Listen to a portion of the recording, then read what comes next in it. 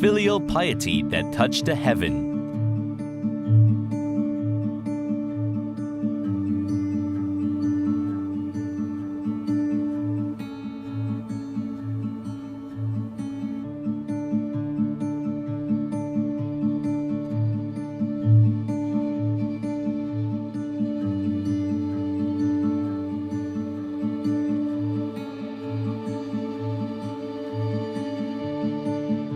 One night, I had a strange dream.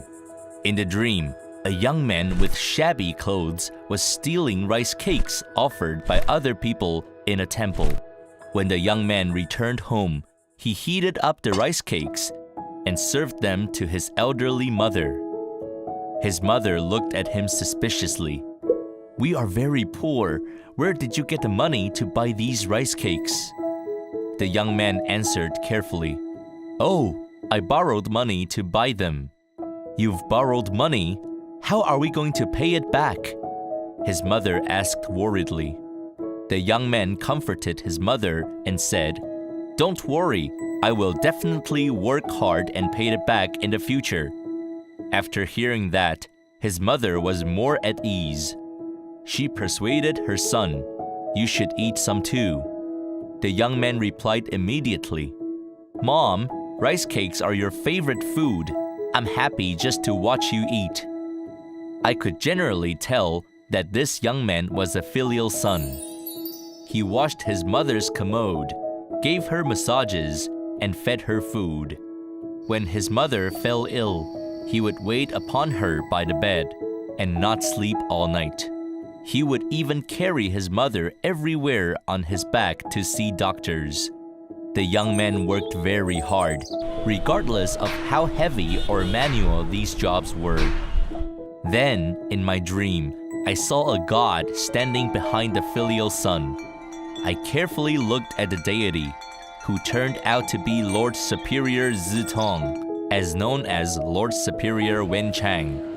This lord was most popular among the deities worshipped by students and scholars. It was said that Lord Superior Zitong would bestow worshippers with intelligence. They would get top results in exams or get passing grades. In my dream, I saw a majestic and splendid temple of Lord Superior Zitong. This dream was very unusual, so I remembered it vividly. About 3 days later, a crowd came for spiritual consultation. When it was a young man's turn, I looked up and froze for a moment. This young man was the filial son in my dream. I asked deliberately, "Did you steal rice cakes from a temple?" He lowered his head and dared not speak. I asked him again, "Did you?" "How can you steal food from the temple?" He answered sheepishly. "But I asked the gods for permission every time by casting the divination blocks. Their reply was always yes. The gods agreed, so I took the food." I laughed. So did the filial son. I tested him. "You didn't eat the rice cakes." "No, how did you know?" His facial expression showed surprise. "Who ate them?" "My mother." "No wonder the gods are so fond of you. It's because you are a filial son. The gods allowed you to steal, but also protected you. You will certainly become a great personage in the future." "No thief can become great," the filial son said despondently. "Didn't you say that you would pay back in the future?" "Yes." "Then that's borrowing, not stealing."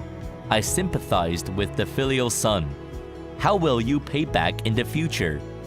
"Well, I think the temple is too old and small. In the future, when I have the resources, I will renovate the temple and refurbish the statues." "Good ambition. Which temple? For Lord Superior Wenchang?"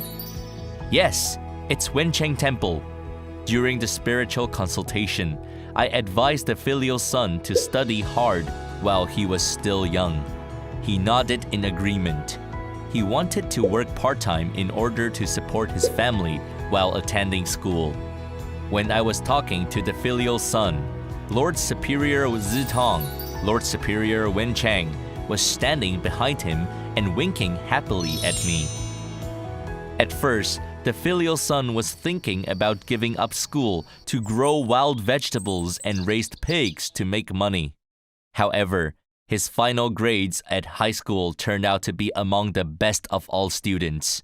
It would be a pity if he did not continue with his studies.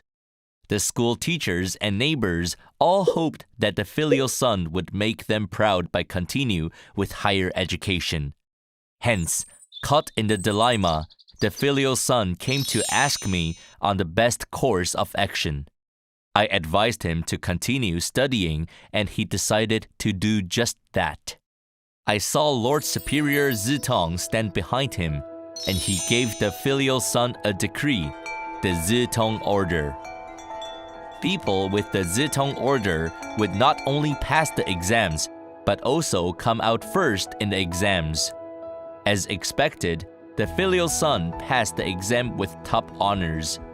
According to him, there was an examination question that he did not know the answer to. He was thinking about it for so long that he panicked.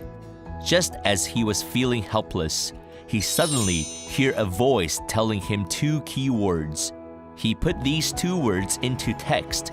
Then he recited the answer to himself and felt that it was just right. He looked around but could not see anyone at all. This was the magic of the Zitong Order. He answered all 7 questions and got a perfect score. The filial son was later admitted as a judicial officer and served in the judicial profession. Then, he was promoted to chief judge. He called on others and started the renovation of the original small temple of Lord Superior Zitong. The temple soon became a magnificent temple with front and backyards. He didn't just build the temple. He turned the backyard into a library filled with famous books, so that those who enjoyed reading would have a place to read. At the same time, the backyard became a place of leisure activities for the elderly. He considered these additional improvements to be more meaningful. On the day of the inauguration ceremony for the temple of Lord Superior Zitong, he confessed to everyone that he stole rice cakes from the temple. The listeners were touched by his story and praised him for his honesty. The filial son's behavior of stealing offerings was wrong.